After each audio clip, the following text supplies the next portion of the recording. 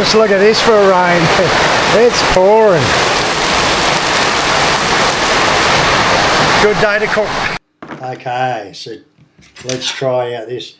Now today we're eating Indonesian coconut curry. So it's got potatoes in it, carrots in it, some choco in it, some lombok chili and some chicken on a bed of rice.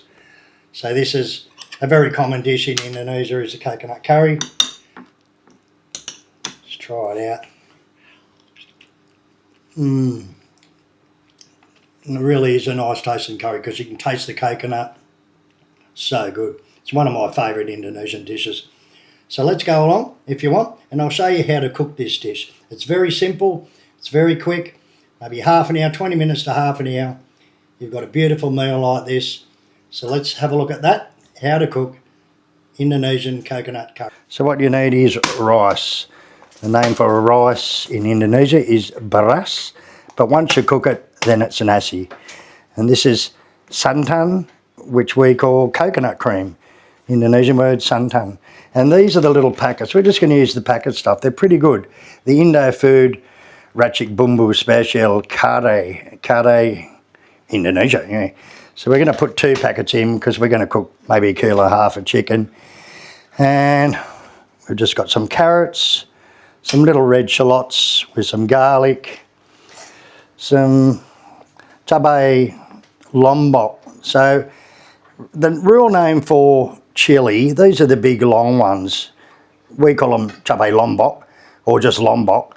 But most of Indonesia call chilies like lombok besar is like this, lombok kecil is the little hot ones, small and big. That's the raw name, but most people just call it cabai. And we have some kentang, which is potato.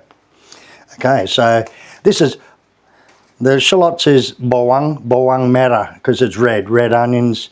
Bawang putih is garlic. So basic ingredients, very simple, and yeah, we'll show you how to cook coconut curry. And of course, you need the chicken. All right.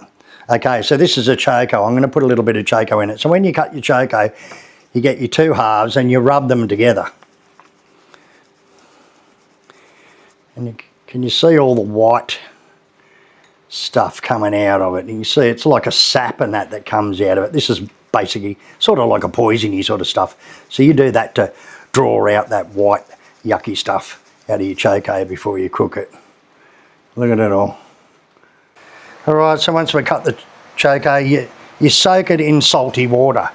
So choco is really good for you. It's everywhere. A lot of people don't like it, but it's really good in soups and stews and things like that. It's got very, very high vitamin C. And also we've got the chicken. There's about 1.5 kilos of chicken there, chicken pieces. We've got wings, we've got drumsticks and just pieces of chicken meat. So, and that's about all the ingredients you need for chicken curry Indonesia.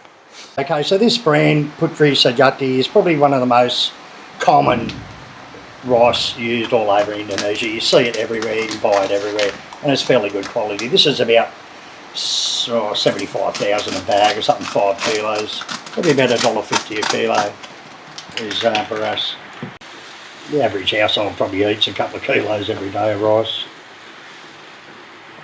So the reason why we're cooking today is because it's pouring rain. So we may as well just cook. We'll cook now in the morning and we'll have enough for all day. So Yuli will show you the proper way to cook rice. Normally we measure it out with a little cup. So then you wash the rice. Now you normally wash it maybe 3, even 4 times. You wash it, you see any floaty bits, you pick it out, any black bits, any bits of bad bits of rice or whatever. And you can see all that milky water is all the starch. So if you want a gluggy, sticky rice, you just leave that starch in. But if you wash it a few times, wash it enough times till the water's fairly clear, and that gets rid of all the starch, which is all the bad stuff in it. You do with rice, we've probably got 3 or 4 cups of rice there. So you can see Yuli's just dipping a finger in, and up to the knuckle there, your first little knuckle, if you put that much water above your rice, that's normally the way, this is the way they measure it out. Now there is a proper formula where it's like, you know, 2 cups of rice and 3 cups of water or whatever it is. But this is the way basically Indonesians do it. And just pop it in the rice cooker, turn it on and let it cook. So this is a real art, because Indonesians, or all Asians, are very fussy about their rice and how it's cooked properly. So you've got to make sure it's cooked properly. That's why I let Yuli do it, because she's the expert on rice cooking. So it's baras until it's cooked, and then it's nasi. Okay, so what you need is a big giant deep fry pan or something like that. That's what we use. It's basically like a flat bottom wok, really, this thing. You need it because there's a lot of chicken, a lot of stuff to go in it. Okay, so first of all, just a little bit of oil. Right, then next is the red shallots, the bawang merah, and the bawang putih is the garlic. So put in the garlic. You very slowly and low fry it so you don't burn the garlic. Right, so you very slowly cook the garlic a little bit, just for a minute or two. On low heat so it doesn't burn, make sure. And then that's when you add the bawang merah, the little red shallots. Okay, so you cook the shallots and the garlic till they're just starting to change colour a little bit, go a little bit brown. And that's when you add the kentang, or the potato. So then you fry that off in the oil with the garlic and onions.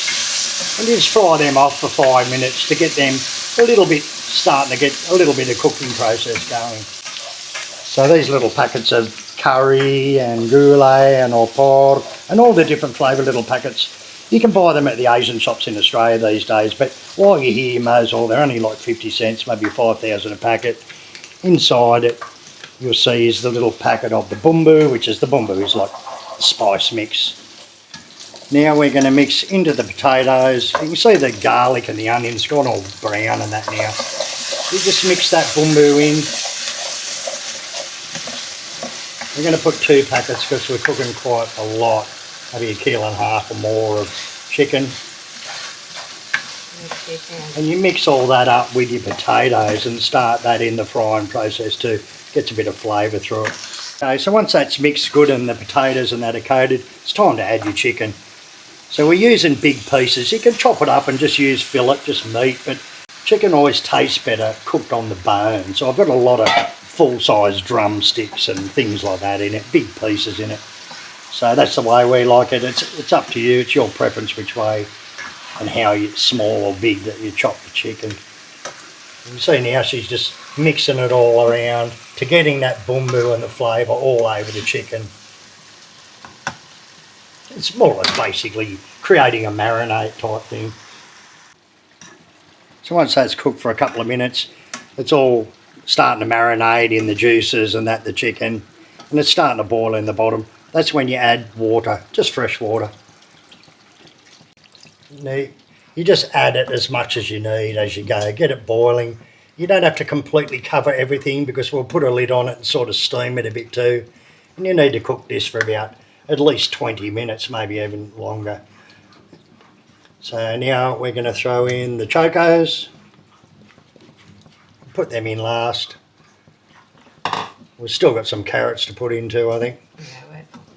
So now it's like a giant soup. The bumbu creates like a big soup that all the chicken and vegetables and everything will boil in. So it's a very simple dish to make this. You can more or less make it start to finish in 30 minutes, you know. Put your rice on and you're eating in, 25, 30 minutes. So we'll just let that come to the boil, throw the lid on it, and just let that start boiling and steaming a little bit. Now, during COVID, I actually did about 20 or 30 recipes. I had a series going called Lockdown Recipes. I deleted most of them videos. A lot of them are all gone. My channel wasn't a travel channel and things like that back then. But there still is a few, my oldest videos there, that you'll find a few old cooking videos I was doing during COVID. So if you like this sort of content, it's something different, but these things are easy to cook, and the price for us, the reason why we're cooking is because it's raining, but every now and then we cook, once or twice a week we still cook, and it's cheap, easy way. And these little packets of stuff, take them back to Australia, cook it up. Your friends will be stoked because it really is a good taste. It's a different type of curry to the yellow Indian curry, so the Asian curries are much more nice. I might start doing a cooking video every now and then, showing you how to cook nasi goreng properly and satay properly and a few different things every now and then. If you like this one, drop it in the comments, and if you want, every now and then I'll throw in a cooking video. Okay, so that's been boiling now for probably about 10 minutes, and every now and then we just stir it up to get some of the pieces to the bottom and that, and make sure it's cooking through evenly and properly. So now it's time to add the carrots in them, so put them in nearly last before your Lombok chili. So now it's time to put in the santan, which is the coconut cream. And how many mils is that? So it's about 100 mil. You probably put 100 millilitres of santan in there. This is 110, these little packets. And you just mix that in, and that gives it that coconut curry flavour. You can see it's very thick. And you just mix that through, and that completely changes the taste of that bumbu, the curry bumbu that we originally started from the packet. It's just by adding a little bit of coconut cream or santan. And basically just give that a stir, put the lid on it again, and probably let it simmer away for about another good 10 minutes. You can normally check by testing, as long as your chicken is properly cooked and your potatoes are cooked through. Okay, so something extra that we do is a little, this is called masako. It's more or less just chicken stock, you know. So put that in. It doesn't really affect the curry taste too much, but it's enough of seasoning like salt. You don't really have to add salt with this. You soak your chocos in salt water in the beginning, and there's basically salt in this stock anyway that gives it that savoury, little bit of savoury taste. Alright, so basically then just let it sit, boil and steam away for about another 10 minutes until the chicken's properly cooked right through, and then we'll check the rice out. Make sure you stir up the rice and get it around from the edges and give it a good stir, then close the lid again because it's still steaming, as you can see a lot. Close the lid and let it sit, and it'll soak up any extra moisture. So this is just about cooked now, and last but not least we add in the cabai lombok, the big chilli, cabai besar, or lombok besar. They're not hot and spicy like the little bird's eye chilies, the small chilies. And that's it. It's basically cooked. And we'll turn the heat off. The chicken's cooked through, everything's cooked, the vegetables are cooked. We'll let it sit for a while now and cool down a little bit, and it'll maybe even thicken a little bit the sauce and the juice in it. Okay, so the chicken curry is ready, the coconut curry. So we'll just get some potatoes and veggies, some of the chocos, a couple of nice pieces of chicken on top,